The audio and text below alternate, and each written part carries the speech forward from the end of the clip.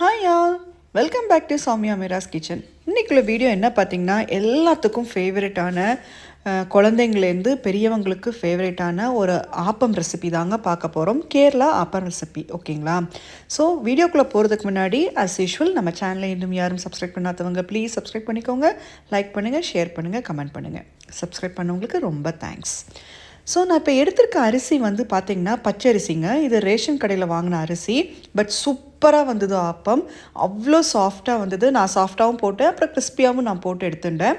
So இதில் வந்து பார்த்திங்கன்னா வந்துட்டு 4 கப்பு ரைஸ் நான் எடுத்திருக்கேன். பச்சரிசியில் வந்து 4 கப்பு ரைஸ் எடுத்திருக்கேன்.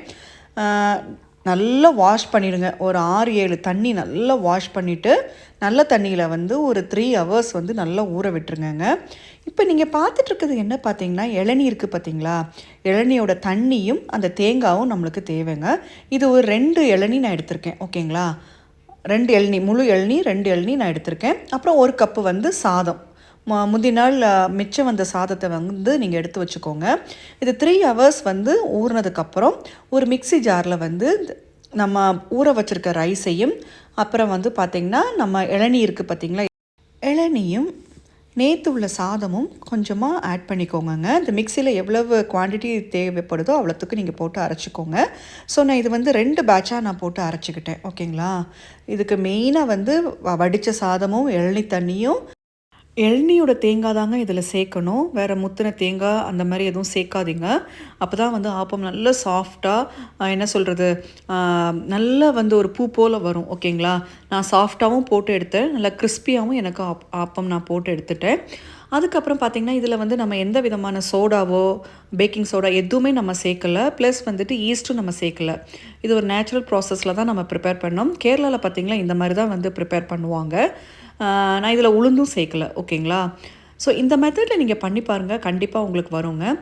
நான் இதில் வந்து பார்த்திங்கன்னா 1.5 டேபிள் ஸ்பூன் வந்து சுகர் ஆட் பண்ணிக்கிட்டேன். அப்புறம் தேவையான அளவு உப்பு, ஓகேங்களா, போட்டு ஒரு 7 to 8 ஹவர்ஸ் வந்து ஃபெர்மெண்டேஷனுக்கு நான் விட்டுருந்தேன். மார்னிங் பார்த்திங்கன்னா 11:30க்கு இந்த ஆப்பம் பேட்டர் ப்ரிப்பேர் பண்ணேங்க. அப்புறம் நைட்டு ஒரு 8:30க்கு வந்து ரெடி ஆகிடுச்சு, ஓகேங்களா? நல்லா பொங்கி வந்துருச்சு.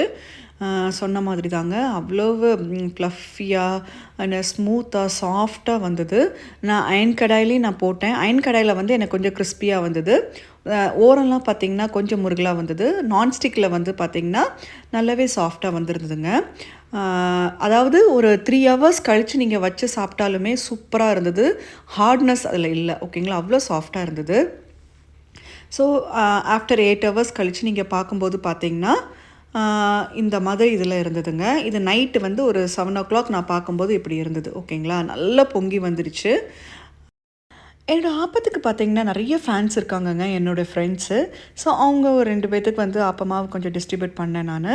ஸோ அவங்களும் சொன்னாங்க ரொம்ப சூப்பராக சாஃப்டாக நல்லா ப்ளஃபியாக வந்ததுன்னு சொன்னாங்கங்க. ரொம்ப சந்தோஷமாக இருந்தது.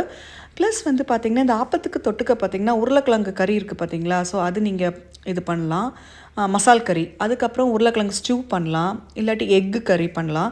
இந்த ஆப்பத்துக்கு நார்மலாக கேரளாவில் வந்து டீப் இன்டீரியர் கேரளாவில் நீங்கள் போகும்போது பார்த்திங்கன்னா நான்வெஜ் ரொம்ப யூஸ் பண்ணுவாங்க, சிக்கன் கறி, மட்டன் கறி. ஸோ நான்வெஜ் சாப்பிடக்கூடியவங்க வந்து நீங்கள் அந்த மாதிரி யூஸ் பண்ணிக்கலாங்க. நான் வந்து அன்றைக்கி வந்து உருளைக்கிழங்கு ஸ்டியூ பண்ணேன், ப்ளஸ் தேங்காய் பால் வந்து எடுத்துட்டேன் நான். அவ்வளோ சூப்பராக டேஸ்டான எம்மியான கேரளா ஆப்பம் வந்து ரெடி ஆகிடுச்சு. பாருங்கள் எவ்வளோ ஒட்டாமல் எவ்வளோ அழகாக வந்திருக்கு பாருங்கள். நான் சொன்ன மாதிரி கரெக்டான ரேஷியோவில் நீங்கள் பண்ணிங்கன்னா சூப்பரான ஆப்பம் உங்களுக்கு கிடைக்குங்க. நம்ம நினைக்கிறோம் ரேஷன் கடை அரிசிலாம் வந்து சுமார்னு, பட் அதோட பச்சரிசி வந்து செம சூப்பராக வந்தது. ஊர்லேருந்து நான் இதோட எடுத்துகிட்டு வந்தேன். என் சிஸ்டர் வந்து இவ்வளோ வருஷமும் அவள் அந்த பச்சரிசியில் தாங்க ஆப்பம் பண்ணிகிட்ருக்கா. ரேஷியோ பார்த்திங்கன்னா 4 கப்புக்கு வந்து ஒரு சின்ன பவுலில் வந்து வடித்த சாதம், அப்புறம் இளநியோடைய காய் தன்மை பொறுத்து நீங்கள் இளநீ சூஸ் பண்ணிக்கணுங்க, ஓகேங்களா? தேங்காய் வழுக்கோட தேங்காய் தான் வேணும் நம்மளுக்கு, நார்மல் தேங்காய் யூஸ் பண்ணக்கூடாது. இதுதான் மெயின் இன்க்ரீடியன்ட்ஸ் இதில், ஓகேங்களா? ஸோ இந்த ரெசிபி இதோட முடியுதுங்க. கண்டிப்பாக உங்களுக்கு எல்லாத்துக்கும் பிடிக்கும்னு நினைக்கிறேன். இதேமாரி இங்கே ட்ரை பண்ணி பார்த்துட்டு எனக்கு கமெண்ட் பாக்ஸில் சொல்லுங்கள். வீடியோவே பார்த்துட்ருக்கும்போதே லைக் பண்ணுங்கள், ஷேர் பண்ணுங்கள், கமெண்ட் பண்ணுங்கள். சௌமியா மீராஸ் கிச்சன் சேனலை வந்து சப்ஸ்கிரைப் பண்ணிக்கோங்க. இன்னொரு நல்ல ஒரு வீடியோவில் திருப்பி சந்திக்கலாம். Till then take care, bye bye, keep smiling and be positive always. Have a good day.